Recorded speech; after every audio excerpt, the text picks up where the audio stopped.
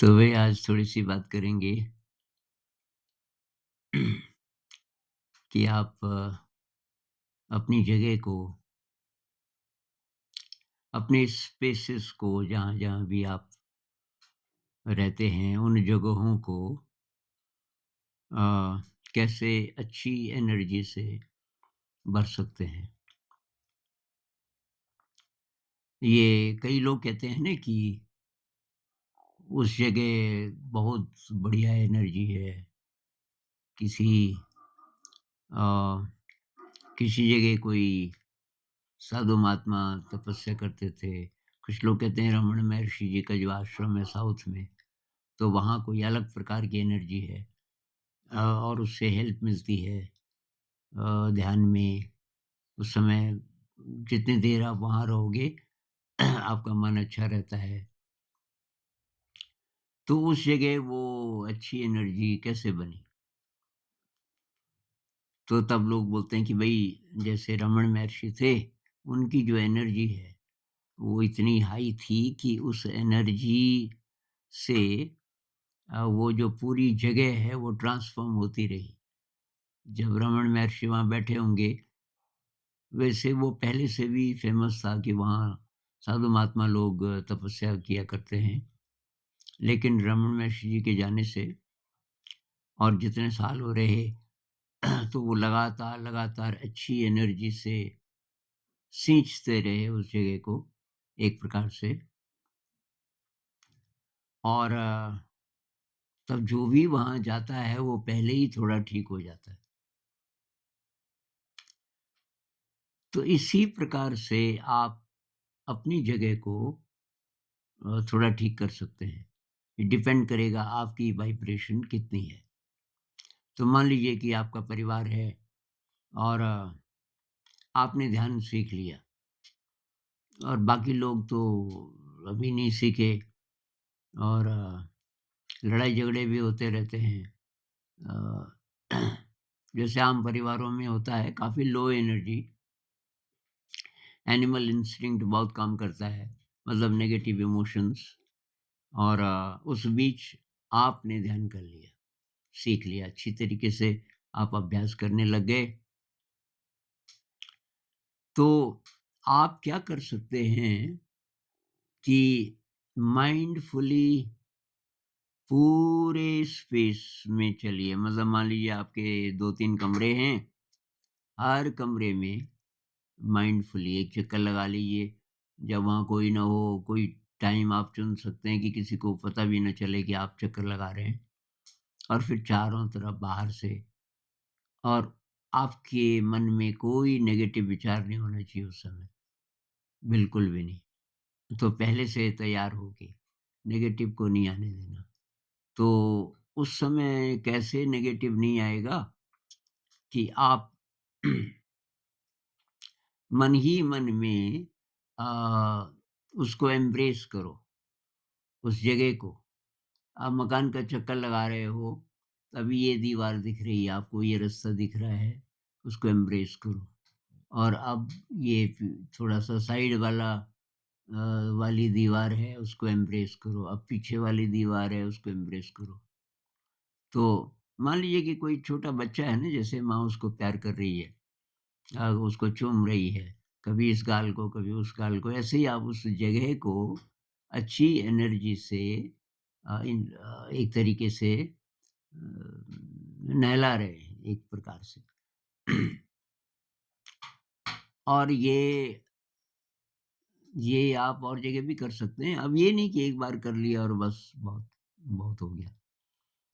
आपको ये याद रखना पड़ेगा कि पूरे 24 घंटे में आप जितना-जितना सोचते हो, वो सब पहले तो आपके शरीर को, आपके बॉडी माइंड को प्रभावित कर रहा है। उसके बाद वो चारों तरफ और लोगों को प्रभावित कर रहा है और उस स्पेस में जा रहा है, उस जगह में। अब वो जगह में काफ़ी समय तक रहेगा। क्योंकि इंसान तो बदलते रहते हैं ना, वो अपने भी एफर्ट से अच्छे तरीके से या बुरे तरीके से बदलते ही रहते हैं। लेकिन स्पेस तो अब जैसा आप इन्वेस्ट करोगे, जैसी एनर्जी, उसी उसी एनर्जी के हिसाब से उस जगह की वाइब्रेशन बनेगी। तो कभी भी नेगेटिव आए, तो याद रखिए कि वो इस स्पेस में भी जा रहा है। तो मान लीजिए जिस कमरे पे आप ध्यान करते हैं, कोई-कोई अपने बेड पे भी करते हैं, कुछ लोग पूछ रहे थे। मैं भी बिस्तर पे ही करता हूँ अपने, कोई फ़र्क नहीं पड़ता, आप कहाँ कर रहे हो। लेकिन धीरे, धीरे, धीरे अगर अच्छी एनर्जी से आप सींच रहे हो उस जगह को 24 घंटे, तो फिर क्या होगा कि वहाँ की एनर्जी बढ़ती जाएगी, बढ़ती जाएगी। तो ध्यान के लिए वो ज़्यादा अनुकूल हो जाएगी, वो जगह। और क्योंकि अब जगह की वाइब्रेशन अच्छी हो रही है, तो उसका असर लोगों पर भी पड़ेगा। वो चाहे ध्यान करें न करें, तो थोड़ा-थोड़ा असर उसी का पड़ने लग जाएगा। एक तो आपका डायरेक्ट असर पड़ ही रहा होगा, लेकिन जगह का भी असर पड़ेगा। तो कैसे याद रहेगा? उस जगह से आप चले गए मान लीजिए, अब कहीं आप और चले गए तो तब तो डिस्ट्रैक्ट हो जाएँगे। लेकिन उस जगह में आते ही आपको याद आ जाना चाहिए, कि यहाँ मुझे बहुत सतर्क रहना है, बहुत पॉज़िटिव रहना है। तो इसका एक तो उदाहरण भई मेरे सामने यही कमरा है। ये बीच में क्या हुआ कि कुछ दोस्तों ने बोला कि इसमें अटैच्ड बाथरूम तो है ही नहीं। अब बाथरूम के लिए नीचे जाना पड़ता है और अब बारिश हो रही है, तो छतरी लेके नीचे जा रहे हैं, बर्फ़ गिर रही है। तो काफ़ी पेनफुल मुझे ठंड भी बहुत लगती है, सर्दियों का टाइम है, बारिश गिर रही है, अब आपको बाथरूम जाना है। तो एक दूसरी बिल्डिंग बनी और टीचर्स के लिए भी समस्या थी, रहने की जगह बहुत कम थी। तो उन्होंने एक हॉल बनवाया, हमारे एक दोस्त ने, और हॉल से अटैच्ड एक छोटा कमरा और फिर 2 कमरे और, तो कि ये हॉल में ध्यान होगा और ये जो छोटा कमरा है इसमें आप होंगे और उससे अटैच्ड एक बाथरूम भी था। वो रहा मैं वहाँ 6-7 दिन, मुझे एनर्जी ही नहीं महसूस हुई। सब बहुत बढ़िया था। मैंने कहा फिज़िकली कन्वीनिएंट है, सुविधाजनक है यहाँ, लेकिन एनर्जी तो है ही नहीं यहाँ। मतलब पता नहीं कब बनेगी, लेकिन अभी तो नहीं है। ये काफ़ी साल पहले की बात है, उस समय तक मुझे ये कॉन्सेप्ट इतना अच्छी तरीके से शायद पता नहीं था कि नहीं तो मैं जाता ही नहीं वहाँ, पहले ही बोल देता कि भाई मैं ये कमरा छोड़ने वाला नहीं हूँ। तो 5-6 दिन के बाद मैंने लोगों को बोला और साथियों को, मैंने कहा, "भई आप तो यहीं करते रहो ध्यान और मैं आ सकूँगा तो यहीं आ जाऊँगा उस समय सिटिंग्स में। लेकिन मैं रहूँगा वहीं वहीं अपने ही कमरे में।" धीरे-धीरे ये लोग भी यहीं आने लग गए। नहीं कि वहाँ तो फिर अब आप कमाने लग गए तो यहीं करेंगे। तो ये कमरा मेरे लिए बहुत स्पेशल है। अम, मतलब कोई राजमहल मिले और बहुत भव्य सुविधाएँ हों हर प्रकार की, मैं इसको कभी ना छोड़ूँ। तो ऐसा ही कुछ स्कूल के साथ हुआ। स्कूल की बिल्डिंग बहुत शानदार है, लेकिन जब हमने काम शुरू किया, जब सब मतलब हमको दे दिया उन्होंने कि भई अब पुराने सारे टीचर्स को तो ट्रांसफ़र कर दिया क्योंकि सैलरी बंद हो रही थी। वो सब क्वालिफ़ाइड लोग थे, तो वो तो चले गए। तो तब मैंने कहा भई अब यहाँ टीचर्स आप लाओ। अब टीचर्स कहाँ से लाएँ बिना पैसे के? कि पैसा तो नहीं है तभी तो आपको बुलाया। चला सको तो चलो, पैसा नहीं। तो मेरे पास आ गए कोई 8 पास, कोई 10 पास। मैं कहा आ जाओ भई। अब उस समय 5 तक था स्कूल, 6, 7, 8 फिर हमने बढ़ाया उसको। मतलब वो स्कूल को धीरे-धीरे खत्म कर रहे थे तो 6, 7, 8 हो गया था खत्म। अब इसकी बारी थी और लोग बहुत अपोज़ करने लग गए थे। तो ये 5 कक्ष 1 से 5 तक का जो था सेक्शन उसको ख़त्म करना आसान नहीं था। लोग बहुत अपोज़ कर रहे थे। इसलिए भी मुझे बुलाया गया कि भई कुछ करो, क्या करें? तो मैंने कहा भी कोशिश करते हैं अब पैसा नहीं है तो क्वालिफ़ाइड टीचर्स तो आएँगे नहीं। तो जो भी आ रहे थे उनको मैं बोलता था देखो भाई यहाँ खाना मिलेगा, रहने के लिए मिलेगा, बड़े-बड़े शहरों में खाना और रहना, इसी में कई हज़ार लग जाते हैं, अगर अच्छी जगह है। और तुमको इंग्लिश सिखाएँगे, तुमको अ, और चीज़ें सिखाएँगे, तो पैसा तो तुमको देना चाहिए कायदे से। ट्रेनिंग है एक प्रकार की, लेकिन आपको जेब खर्च दे देंगे 500 हज़ार, 1500 जितना भी हो पाएगा, वो दे देंगे। अब उन लोगों ने बोला आप कुछ भी ना दो बस हमको आने दो। तो इस तरह शुरुआत हुई, पर वो बिल्डिंग मुझे अच्छी न लगे। उसका आर्किटेक्चर बहुत कमाल का है, बहुत सॉलिड बनी है, लेकिन उसमें मुझे एनर्जी ना लगे। तो शुरुआत में अ, मैं क्या करता था बच्चों को तो बाहर ले जाता था बिल्डिंग से बाहर, जिनको मुझे पढ़ाना होता था। अगर बाहर बारिश नहीं हो रही है और बहुत ठंड नहीं है तो बाहर और उस बिल्डिंग से कम संपर्क। लेकिन वहाँ एक कमरा जिसमें हमारी प्रार्थना होती थी, वो मुझे अच्छा लगने लग गया, क्योंकि रोज़ उसमें हम ध्यान करते थे। तो फिर बाद-बाद में हम बाहर भी ध्यान करने लग गए। बाहर मतलब खड़े होकर के अवेयरनेस एक्सरसाइज़ेज़, ध्यान से देखो, शरीर को भी महसूस करो और देखो भी। शरीर को भी महसूस करो और ये आवाज़ें सुनो चिड़ियों की, झींगुरों की जो बाहर से आ रही हैं। बरसात का मौसम है तो पानी की। इस तरीके से। और उस कमरे में धीरे, धीरे, धीरे अच्छा लगने लग गया। ये जो असेंबली का कमरा था। फिर मैंने क्या शुरू किया कि सुबह अंधेरे में मैं निकल जाता था यहाँ से। एक चाय पीता था और अंधेरे में यहाँ से करीब 200 मीटर होगा स्कूल और वहाँ बिल्डिंग का चक्कर लगाने लगा मैं।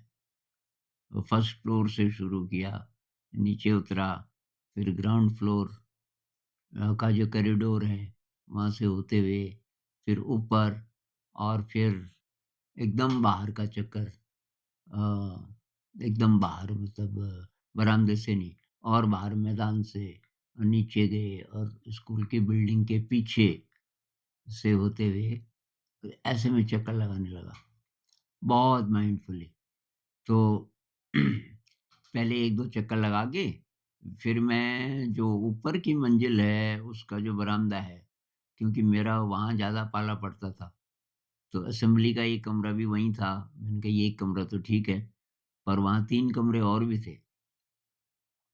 अ, तो मैं वहाँ तो काफ़ी चक्कर लगाता था उस बरामदे में, यहाँ से वहाँ से वहाँ और अब एक छोर पे मैं आ गया, यहाँ से वहाँ जाते-जाते अब देखते हैं कितने थॉट्स आते हैं कि नहीं आते। तो ध्यान से वहाँ जो भी दिख रहा है, कोई पेड़ दिख रहा है अ, उसको देखते वहाँ पहुँच गए। बहुत कम थॉट्स आए, कभी-कभी आए ही नहीं। अब फिर वापस इस तरीके से 6 महीने में मुझे इस बिल्डिंग का जो ऊपर वाला हिस्सा है वो बहुत अच्छा लगने लग गया और कुछ क्लासरूम्स नीचे थे, ज़्यादातर क्लासरूम्स नीचे थे और वहाँ भी मुझे बुलाते थे बीच-बीच में। मैं अनविलिंगली जाता था इसलिए कि वो स्पेस अजीब-सा लगता था। तो अब धीरे-धीरे मैंने ग्राउंड फ्लोर पे भी ज़्यादा चक्कर लगाने शुरू कर दिए और 6 महीना होते-होते मुझे वो बिल्डिंग काफ़ी ठीक लगने लगी, अच्छी लगने लगी और इसका औरों पे भी असर पड़ा। जब विज़िटर्स आते थे, मुझे बहुत आश्चर्य होता था कि स्कूल नहीं लगा है, तब भी वो तारीफ़ करें। अभी रिसेंटली ये केस हुआ 7-8 महीने पहले एक कोई सज्जन आए, उनकी बच्ची है 3 साल की। तो उन्होंने बोला कि मैंने भारत के जो बेस्ट स्कूल्स हैं, वो पता लगाए हैं, जो मुझे बेस्ट लगते हैं। एक तो कि ऋषि वैली था और एक 2 स्कूल उन्होंने और आइडेंटिफ़ाई किए थे साउथ में और कि आप तो रहे ऋषि वैली, तो मैं इसलिए भी आपको मिलने आया कि आप जो भी कर रहे हैं कुछ अच्छा ही कर रहे होंगे। अब उस दिन छुट्टी थी। या तो गर्मियों की छुट्टियाँ थी पता नहीं, पर स्कूल नहीं चल रहा था। तो उन्होंने एक चक्कर लगाया स्कूल का। कोई टीचर मिले, उन्होंने बोला यहाँ ये हमारा स्कूल। स्कूल का एक चक्कर लगाया बस। बच्चे थे नहीं, टीचर्स भी नहीं थे। यहाँ के कहने लगे कि मुझे यहाँ की वाइब्रेशन बहुत अच्छी लगी, स्कूल की। और तो मैंने कहा अभी तो बच्ची बहुत छोटी है और बोर्डिंग की यहाँ है नहीं व्यवस्था। पर ये हो सकता है कि कमरा लेकर के आपकी पत्नी क्या करती है, देखिए वो तो हाउसवाइफ हैं और वो ऐसा कर सकती हैं।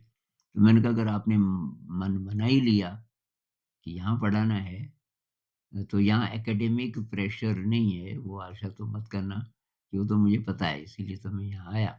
अच्छे संस्कार मिलें बच्चे को और कि यहाँ ध्यान सिखाते हैं और ये इंस्पायरिंग डिवोशनल म्यूज़िक है और रिलेशनशिप बहुत फ्रेंडली है टीचर्स और बच्चों के बीच। तो इस तो जब कहने लगे कि स्कूल की वाइब्रेशन मुझे बहुत अच्छी लगी, मुझे बहुत आश्चर्य हुआ क्योंकि मतलब क्या अच्छा लगा? केवल बिल्डिंग, केवल बिल्डिंग में तो घूमे हो। तो ये जो बिल्डिंग है, जगहें हैं, स्थूल चीज़ें हैं, ये आपकी एनर्जी को बहुत टाइम तक पकड़ के रखती हैं और आप पर जब तक आप ज़िंदा हैं और वहाँ रह रहे हैं, जैसे-जैसे समय गुज़रता जाएगा वहाँ आपको और अच्छा लगने लगेगा। फिर आप वहाँ से जाना नहीं चाहोगे। कोई कहे ना चेंज के लिए कुछ दिन यहाँ चले जाओ, वहाँ चले जाओ। आप बोलोगे चेंज का मतलब इस एनर्जी को खो देना। अब अति आवश्यक है तो जाना पड़ेगा। तो ये वही बहुत एक कमाल की चीज़ है जो मैं बोलना चाह रहा था। ये आप अपने ऑफ़िस में भी कर सकते हो। बहुत माइंडफुली सुबह ज़रा जल्दी जा कर के एक चक्कर लगा दीजिए या जब भी आप जाते हो अ, तो बीच-बीच में जैसे आप बाथरूम गए, तो थोड़ा-सा और चल के आ जाओ। उस बिल्डिंग को मतलब चार्ज करना है अच्छी एनर्जी से और ये आपकी ज़िम्मेदारी है क्योंकि आप ही अभी इवोल्यूशन के रास्ते पर हैं और उनको तो पता चला नहीं।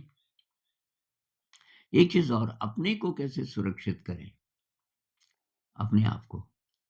इसके लिए मैंने एक वीडियो बनाया था स्फीयर मेडिटेशन। स्फीयर मेडिटेशन में ये है कि एक बहुत बड़ा गोला बना दो अपने चारों तरफ। इमेजिन करो एक एनर्जी का गोला है और वो जो एनर्जी है सुप्रीमली इंटेलिजेंट, उसको अपना हायर सेल्फ कह लो, उसको डिवाइन इंटेलिजेंस कह लो, उससे आप इन्वेलप्ड हो। मतलब वो जो गोला है, वो आपको प्रोटेक्ट करेगा। जब आपको याद है। अब याद कब नहीं होगा जब आप डिस्ट्रैक्ट हो जाओगे। तो बार याद करना है, बस फ़ील करना है। जो लोग विपस्सना मेडिटेशन करते हैं, उनको तुरंत सेंसेशन भी महसूस होने लग जाएँगे। जैसे वो गोला शरीर को छू रहा है। तो शरीर के अंदर भी ऐसा महसूस कीजिए वो जो एनर्जी है, इंटेलिजेंस है, वो सब जगह है, आपके अंदर भी एक-एक कोशिका में भी और आपके चारों तरफ भी। तो वो आपको सुरक्षित रखेगा, आप जब भी जाते हो कहीं।